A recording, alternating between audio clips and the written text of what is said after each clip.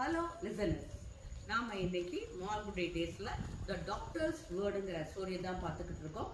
Doctor ராமனும் அவர் friend கோபாலும் ரொம்ப நெருங்கிய ஃப்ரெண்ட்ஸ், 40 வருட நட்பு இருவருக்கும். அப்படி இருக்கையில் ஆனாலும் ரெண்டு பேருடைய வேலை மற்றும் குடும்ப சூழ்நிலை காரணமாக அடிக்கடியெல்லாம் பார்த்துக்க மாட்டாங்க.